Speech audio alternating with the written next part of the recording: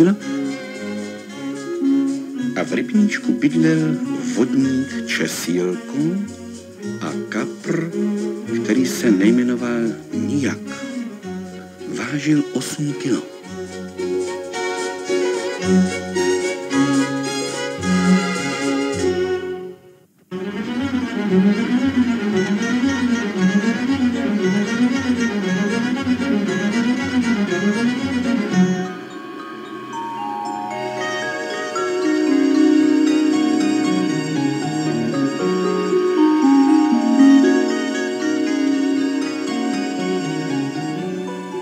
Takhle si Česílko hrál se spadlými listy.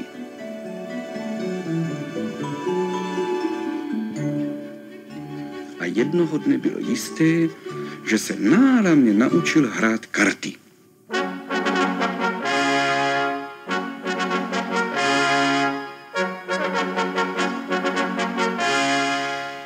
A jednou se ale stalo, že pan kníže, co měl zámek asi 2 míle od rybníčka, dostal chuť na ryby.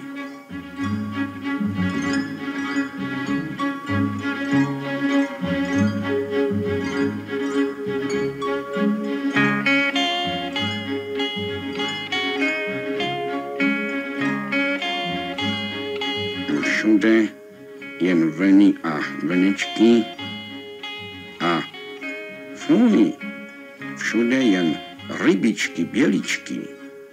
Poslechni, Fricku, v tomhle rybníku musí být ryba jako to, no, skoro jako velryba. Zapřahat.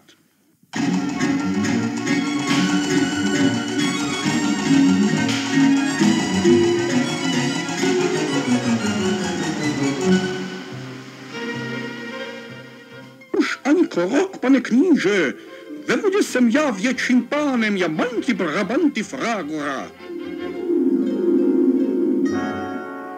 No a než se kníže nadál, udělal Česílko své oblíbené kouzlo.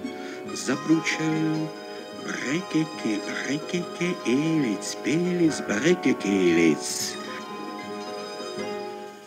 A v tu chvíli se knížecí kabát proměnil ve vodotrysk.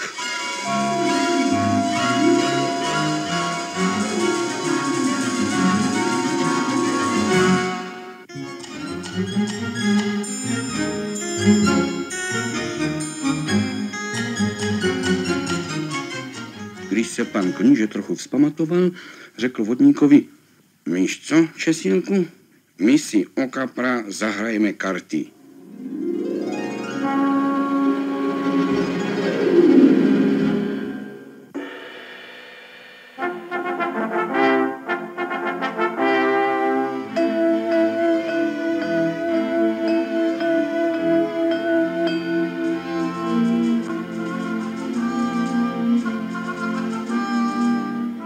A když přišel vodník Česílko na zámek, něco mu bylo divné.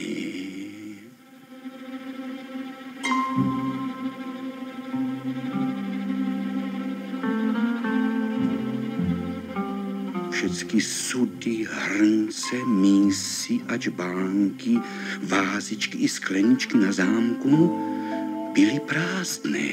Nikde ani kapička vody.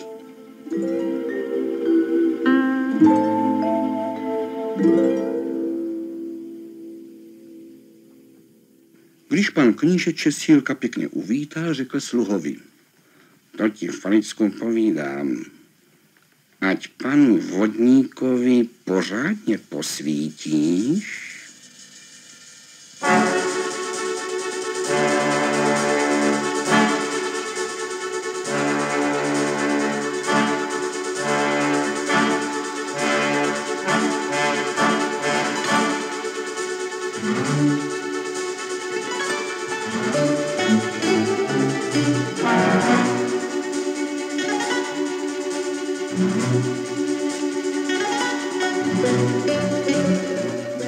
Když už hráli nutnou chvíli, povídá Česílko: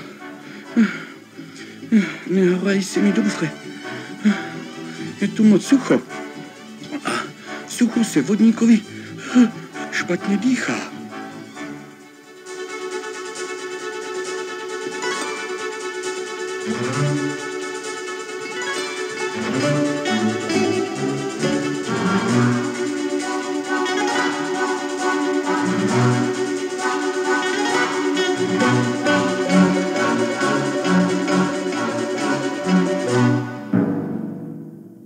Panáčku zelenej, toho kapra asi prohraješ.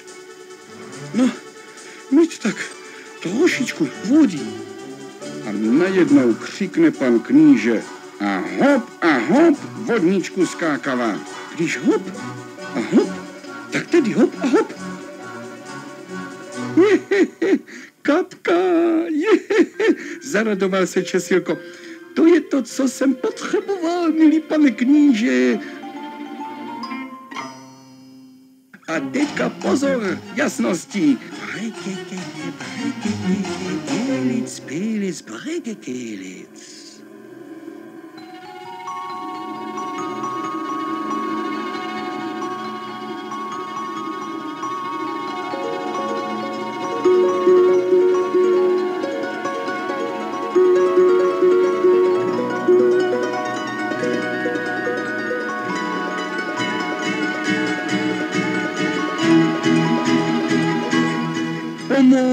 Pomoc, volali kníže a Fricek.